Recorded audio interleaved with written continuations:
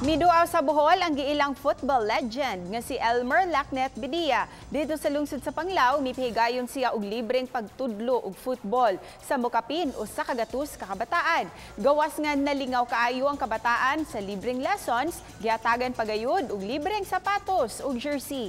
Mapasalamaton usab ang mga ginikanan sa higayon nga gihatag sa ilang mga anak nga ma-training ubos sa giilang Mr. Football Philippines. I'm in the team of Panglao Dolphins and I really like soccer, so I joined Panglao Dolphins. It's also because there are Australian coaches who teach us, and then we're going to learn more about football.